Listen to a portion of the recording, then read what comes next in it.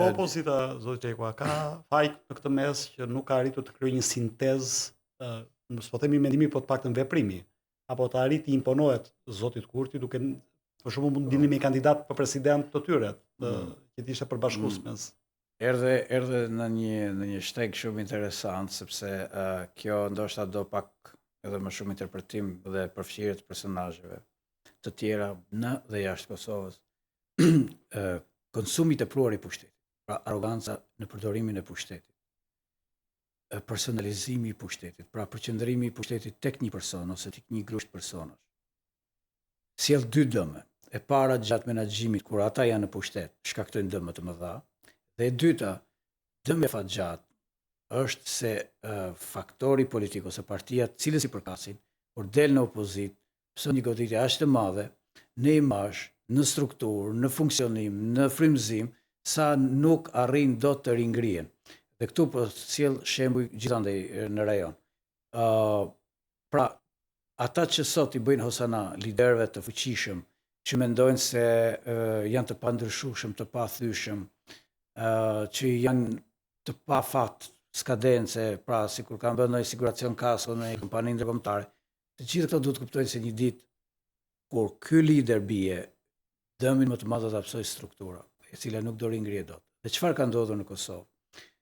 Abuzimi me pushtetin në emër të luftës, shpeshherë solli në skenë personazhe dytësor, tretësor, të korruptuar, të cilat ju diktuan vullnetit të popullit. Dhe kur erdhi zgjidhja dhe alternativa Kurti, ata me zi pritën t'ja japin dorën Kurtit, i thonë urdhëromi se erdhe, sepse e gjitha ajo që ishte bërë gati e neveritshme. Dhe tani kjo opozit nuk lexon arsyet e daljes në opozit, s'pari. 2, ne kemi ende një lidhje emocionale primitive me liderët politik. Ne i shohim ata si antar të familjes tonë, cilë nuk duhet t'ju kthesh shpinë, nuk duhet flasësh, nuk duhet t'i kritikosh e kështu me radhë. Nuk duhet të tentosh të zgjedhësh diçka tjetër. Në fakt, ky është gabimi shumë i madh. Popujt përreth nesh, në Sloveni e tutje, ku dush ti marrësh, por edhe në Maqedoni, kanë patur fuqi të nxjerrin lider të ri, të bëjnë korrigjimet. Për shembull, VMRO doli në opozit, ka bërë korrigjimet e veta, ka bërë distancimin formal me Gruevskin, etj dhe është paraqitur si formacion i ri politik. Edhe në Kosovë, duhet të kuptohet mirë se opozita nuk është aty për mëshirë dhe nuk është aty thjesht se ka qenë e lidhur me luftën. Duhet kuptuar, kapitulli i luftës ka mbaruar, kapitulli i heronjve dhe dëshmorëve ka mbaruar, kapitulli i njerëzve të nderuar të lidhur me luftën ka mbaruar. Aty Kosova ka nevojë për menaxher dhe këto lloj menaxherësh duhet të jenë njerëz me integritet dhe vërtet të krijojnë një alternativë.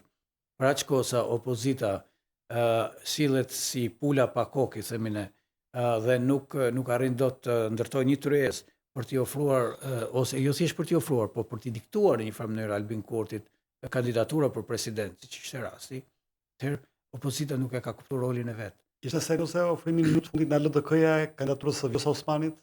Nuk ishte serioz. Unë mendoj që Albin Kurti në këto lojra është 2-3 hapa para tyre. Unë më duk shumë qesharake, sepse mund të ishte serioze nëse Lidhja Demokratike bashkë me PDK do të dërgonin një 3 emra. Vjosa Osmanin, fjala vjen, Enver Hoxha e dikë tjetër. Por nuk e morën seriozisht. LDK e dinte që Kurti nuk e pranon Vjosa Osmanin. Dhe duke ofruar një emër të tillë, ishte thjesht sa për të largohen të dy palët. Pra, u duk që asnjëra palë nuk donte të kishte një zgjidhje procesi. Sepse mendojnë se edhe ky është keq kuptimi për mua. Opozita mendon që duke rifutur Kosovën në zgjedhje, Albini do dobësohet. Ndërkohë Albini pret verën që të vinë emigrantët dhe të rivotohet. Ndërkohë Albini edhe pa emigrantët, po të garantoj, ai po arrin të artikulojë tani qartë që po shkojnë në zgjedhje sepse opozita nuk deshi të ofronte emra. Se Albini i ofroi postin e kryetarit të kuvendit, se Albini i ofroi LDK-s, këtë. Dhe ata e refuzuan.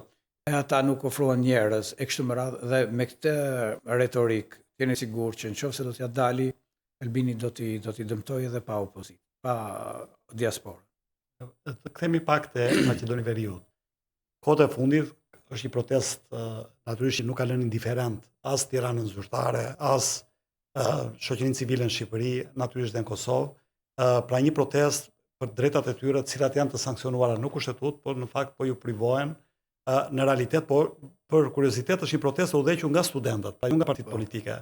Ndërkohë që partitë politike kanë dhënë interpretimin e tyre, qoftë Vlen, që është në qeveri, qoftë BDI Aliem Ahmetit, secila duke u përpjekur ta shes në avantazhin e tyre politik, por studentët kanë ngelur të distancuar. A është kjo një lëvizje emancipuese, themi, për Maqedoninë e Veriut, dhe nga ana tjetër kush janë shanset e realizimit të atyre drejtave që ata kërkojnë për gjuhën? Shiko, e kam parë me simpati protestën e studentëve, sigurisht. Më vjen mirë që ka një ndërgjegjësim publik për te partijak, për problemet që kanë shqiptarët në Maqedoninë e Veriut.